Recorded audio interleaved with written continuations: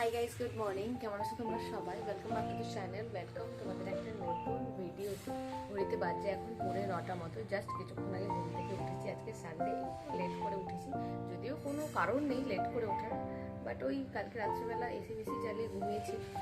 By the way, পরশু দিন রাতে আমাদের এসিটা চলে, কোনো কারণে ভোল্টেজের ফ্লাকচুয়েশন হচ্ছিল, তো কালকে একদম ঠিকঠাক চলেছে। ইলেকট্রিশিয়ান এসে সব ঠিক করে দিয়ে গেছিলো, তো কালকে ঘুমটাও একদম দারুণ হয়েছে। এখন জাস্ট ঘুম থেকে উঠলাম, এখন জলের বোতলটা নিয়ে নিয়েছি। এখন যাবো উপরে, একটুখানি জল খাবো, মানে একটু ওয়াটার, তার সাথে একটু চা, একটু বিস্কুট। চলো স্টার্ট করা যাক। এই যে জলের বোতল নিয়ে নিয়েছি। কাল এই হচ্ছে ঘরের অবস্থা। যেহেতু আজকে রবিবার, ঘরের অবস্থা একটু এরকমই থাকে। কাপড় চোপড়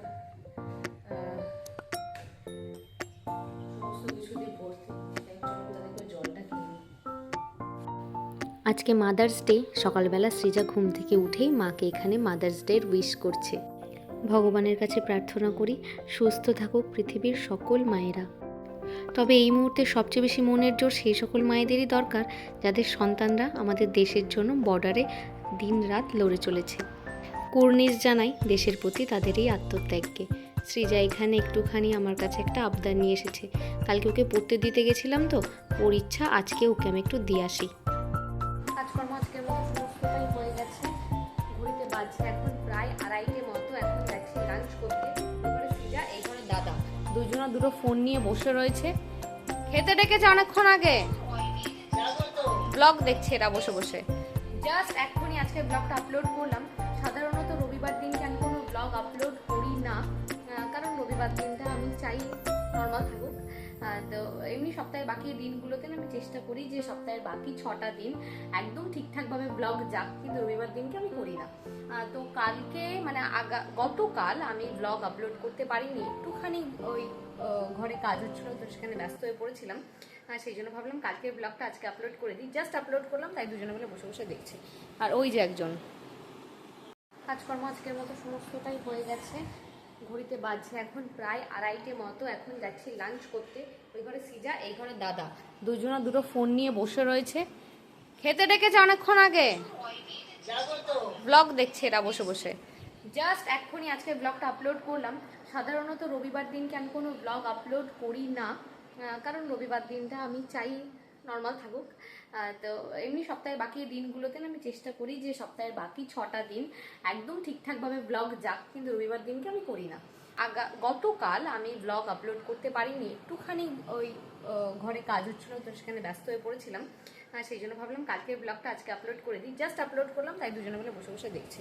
আর ওই যে একজন। চলো ফ্যানটা অফ করে দিই, গিয়ে খেয়ে আসি। 2:30 বেজে গেছে। এখানে ফ্যান অফ করে দিলাম। চলো এখন গিয়ে খেতে যাই, আর গিয়ে দেখি কি কি আজকের রবিবারের স্পেশাল মেনুতে রান্না হয়েছে। এই যে কাপড় ঘরে সবারই যেহেতু কাজকর্ম হয়ে গেছে, প্রথমে মামারা এখানে খেতে বসে গেছে। মামাদের খাওয়া দাওয়া হলে এরপরে আমরা বসবো। যদিও মামারা আমাদের জন্য অনেকক্ষণ বসেছিল, ওই যে একটু নিচে গেলাম, আবার দেরি হয়ে গেল। চলো গিয়ে দেখি আজকে কী কী খাবার দাবার রান্না হয়েছে। যদিও আজকে বাপি বাড়িতে নেই, বাপি গেছে একটা অনুষ্ঠান বাড়িতে, তাই আমরা এই কয়জনই আজকে বাড়িতে। প্রথমেই হয়েছে চিংড়ি মাছ দিয়ে লতি। এই লতি তোমরা কারা কারা খাও অবশ্যই জানিও কিন্তু। এখানে হয়েছে মাছের ঝোল আলু দিয়ে, আর এইখানে রয়েছে ওই মিডিয়াম সাইজের চিংড়ি মাছ, সেটাকে একটুখানি ভাপা করেছে। আর এর সাথে রয়েছে একটুখানি শাক। এটা কি শাক আমি না ঠিক একটা জানি না, তবে আজকে একটা লোভনীয় খাবার তোমাদের দেখাই। এই দেখো, কুমড়ো সেদ্ধ করে রাখা রয়েছে। এই কুমড়ো সেদ্ধ খেতে আমি প্রচণ্ড বেশি ভালোবাসি। তোমরা যারা আমার আগের ব্লগ দেখেছো তারা জানো, বিহারে আমি যখন থাকতাম একটুখানি কুমড়োর জন্য আমার প্রাণটা পুরো হাঁসফাঁস হাঁসফাঁস করতো, কারণ ওখানে সব কিছু পাওয়া গেলেও এই মিষ্টি কুমড়োটা পাওয়া যেত না। তো যখন আমি সমুদ্রগড়ে থাকি, একদম সত্যি কথা মন ভরে কুমড়ো খেয়ে নিই। আর কুমড়ো সেদ্ধ মানে যেটা মাখা হয়, সেটা খেতে আমার প্রচণ্ড বেশি ভালো লাগে। আজকের লাঞ্চে আমার এটা হচ্ছে সবচেয়ে প্রিয় খাবার। খাবার দাবার খেয়ে যাই হোক একটুখানি ঘুমিয়ে নিয়েছি। ঘড়িতে এখন প্রায় 6:30 মতো বাজে। আজ বাদে কাল হচ্ছে পূর্ণিমা। প্রত্যেক পূর্ণিমাতে মা বাড়িতে একটুখানি করে সত্যনারায়ণের পুজো দেয়। সেই বাজার করতেই আজকে আমরা বেরিয়ে পড়েছি। তবে বাজার করতে এসে না প্রথমে এসেছি একটু ফোনের দোকানে। এই দোকানটা আমার শ্বশুরবাড়ির একদম কাছে। এসেছি সৃজার একটা ফোন নিয়ে, মানে সৃজা যে ফোনটা ইউজ করে বিগত 2-3 দিন ধরে ওর সিমটাতে না কোনো নেটওয়ার্ক আসছে না, যার জন্য ওর প্রচণ্ড বেশি অসুবিধা হচ্ছে। তো ওকে এই জন্য নিয়ে এসেছি। বারবার করে বললাম তোকে আসতে হয় না, ফোন ঠিক করে এনে দেবো, কিন্তু ওই ফোন নষ্ট হয়েছে আর তো কিছু মাথা ঠিক থাকবে না যতক্ষণ না ফোন ঠিক করে দেওয়া হবে। তো এখানে ফোনের দোকানে কাকু ফোনটা ঠিক করে দিচ্ছে, আমরা এখানে অপেক্ষা করছি। এখানকার কাজ হয়ে গেলে তবে যাব ফলের বাজারে। আমাদের সমুদ্রগড় বাস স্ট্যান্ডে একটা সুন্দর দেখছি এরকমই চাল ভাজা, চিড়ে ভাজা, ডালমুট, তারপরে হচ্ছে সবুজ মটর ভাজা, যেগুলোকে ছোটোবেলায় ট্রেনে বা বাসে আমরা খেতাম, এখনও পাওয়া যায় যদিও। তো তার একটা দোকান হয়েছে। দোকানের সামনে না আবার একটা দেখি উনুনও বসানো রয়েছে, তাতে মানে কড়াইও রাখা থাকে। এখানে হয়তো একদম ফ্রেশ মুড়ি ভেজেও দেওয়া হয়।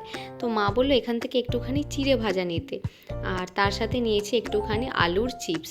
সেগুলো আগে নিয়ে নিচ্ছি, এবার যাব একদম সোজা পুজোর বাজার করতে। এই যে বাজারের ভেতরে আমরা চলে এসেছি। প্রথমেই এসেছি দশকর্মার দোকানে।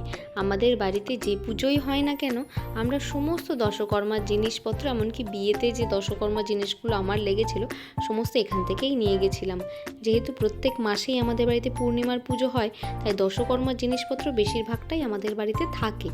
তো ওই পুজোতে না একটুখানি ওই পৈতে লাগে, সাদা পৈতে, সেই পৈতেটা ফুরিয়ে গেছিলো, সেটা নিলাম। আর কর্পূরটাও একদম ফুরিয়ে গেছিলো, সেটা নিয়ে নিলাম। বাকি জিনিসপত্র যেগুলো লাগবে দশকর্মা সেগুলো অলরেডি আমাদের বাড়িতে রয়েছে। ফলের দোকানে এসেই প্রথমেই যে জিনিসটা নজরে পড়ছে সেটা হচ্ছে আম। হ্যাঁ, ফলের স্টক এই দোকানে এবার একটু কম কম মনে হচ্ছে, তবে আম না পুরো দোকানটার সৌন্দর্য বাড়িয়ে দিচ্ছে। আমি একদম চোখ ফেরাতে পারছি না। এখনও সেই একদম গাছ পাকা হিমসাগর বা ভালো ভালো আমগুলো আসেনি, তবে হ্যাঁ 2-3 রকমের আম অলরেডি চলে এসেছে।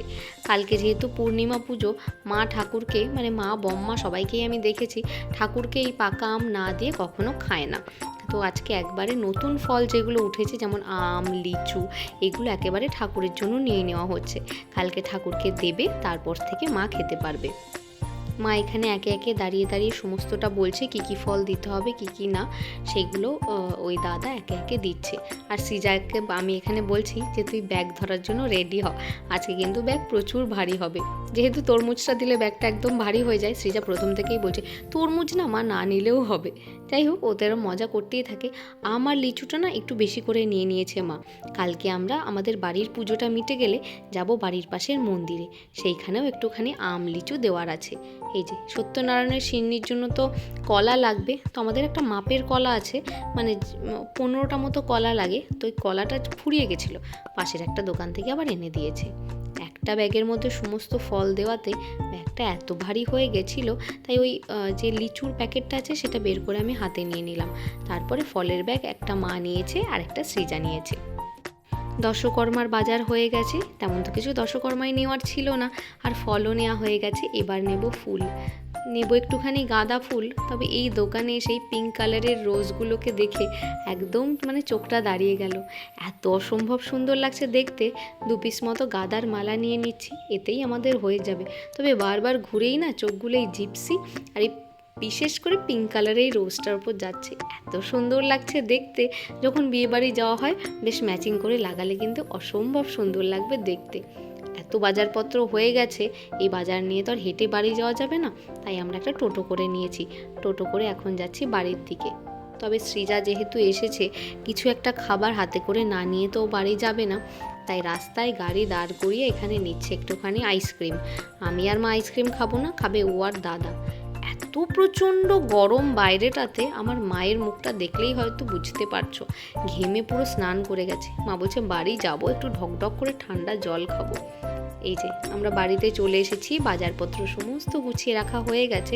আইসক্রিম আমি না খাই না, তবে রিসেন্টলি এই চকলেট আইসক্রিম খেতে বড্ড ভালো লাগছে, তাই সৃজার কাছ থেকে একটুখানি টেস্ট করছি।